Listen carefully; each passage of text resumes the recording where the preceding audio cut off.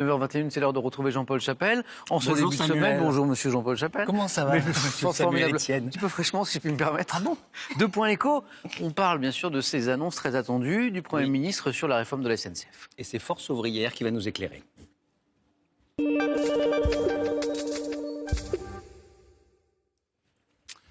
Bonjour à tous, deux points l'écho avec Pascal Pavageot. Pascal Pavageot qui est secrétaire confédéral de Force ouvrière et bientôt numéro 1. C'est vous qui allez succéder à Jean-Claude Mailly en avril à la tête de ce syndicat. Le gouvernement engage la réforme de la SNCF. Le Premier ministre va faire dans quelques heures des déclarations très précises sur comment la SNCF sera réformée. D'abord, est-ce que vous avez des indications de la méthode ? Non, on a l'indication Les ordonnances. que ce serait probablement à nouveau par ordonnance. On ne comprend absolument pas la nécessité de passer par ordonnance. En tous les cas, ce n'est pas une ordonnance qui fera avaler la pilule, de casser le statut. Il n'y a aussi aucune obligation ni urgence à traiter de la question statutaire des cheminots. Il y a un débat à ouvrir, notamment sur l'ouverture à la concurrence. Il faut que les cheminots gardent leur statut ? Oui. Oui, pour vous. Qu'est-ce qui montre que les cheminots ne doivent pas garder leur statut ? C'est plutôt une fierté française que d'avoir un cadre protecteur, collectif, qui permet effectivement d'encadrer, y compris de la part de l'État, une action publique au service de tous. Et la capacité pour quelqu'un qui rentre dans l'entreprise d'y rester jusqu'à la fin de sa carrière. Oui, mais à nouveau, écoutez, nous, syndicalement, chaque fois qu'on peut essayer de prôner vers le mieux-disant social, c'est ce que l'on défend. Donc ça, vous voulez le préserver et protéger les cheminots. Et c'est logique qu'ils demandent à le préserver. Et aussi un régime spécial de retraite plus avantageux. Oui, mais d'abord, la question de l'avantage, en réalité, elle n'existe pas quand on regarde dans les détails. Maintenant, ce qu'il faut qu'on regarde, c'est si cette histoire d'attaque totalement injustifiée sur le statut des cheminots ne serait pas une sorte de ballon sonde pour attaquer un autre statut, en l'occurrence celui de la fonction publique.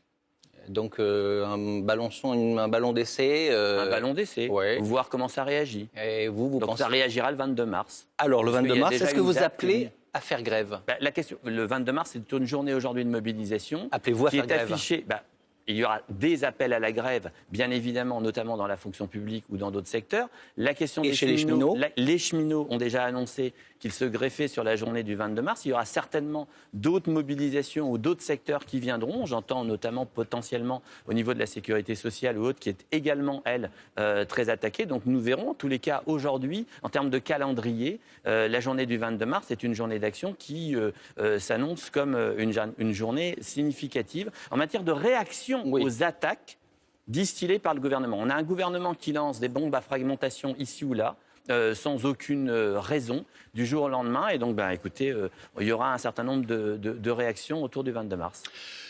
Notre partenaire, l'AFP, l'agence France Presse, tient à vous poser une question. Le dialogue social au niveau national a-t-il un avenir face à un président qui veut cantonner syndicats et patronat dans les entreprises ?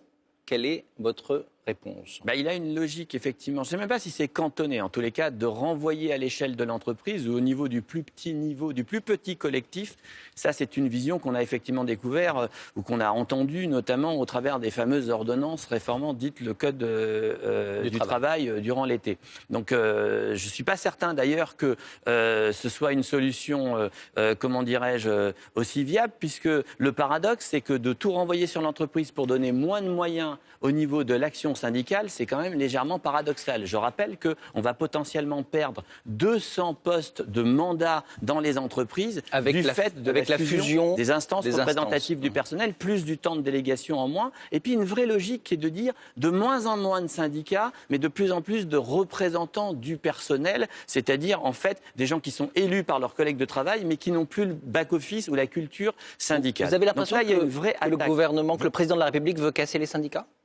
En tous les cas, si vous prenez l'ensemble des faisceaux et que vous les ajoutez, l'impression que ça donne dès l'entreprise, c'est bien d'aller vers le fait que les syndicats seraient archaïques, seraient de l'ancien monde et que depuis mai 2017, en gros, le contrepoids que représente l'organisation syndicale, comme d'ailleurs d'autres contrepoids que peuvent représenter la presse ou autres, il faut les supprimer. Maintenant, sur la question de l'interprofessionnel, juste sur la formation professionnelle, par exemple, on nous demande de négocier entre interlocuteurs sociaux. Nous négocions.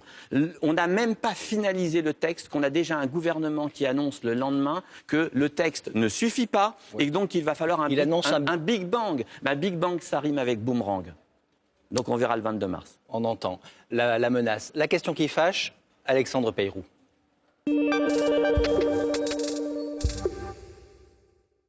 Le syndicalisme ne se résume pas aux grèves. C'est ce que vous avez déclaré récemment et c'est vrai que l'on vous a peu vu dans les cortèges contre les ordonnances travail. Pascal Pavageau, vous devriez bientôt prendre la tête de Force ouvrière. Est-ce que vous serez aussi docile avec le gouvernement que votre prédécesseur ? Je ne crois pas que d'ailleurs Force ouvrière soit docile avec le gouvernement. À Force ouvrière, quand c'est bon, on le dit, et quand c'est pas bon, on le dit aussi, et on conteste.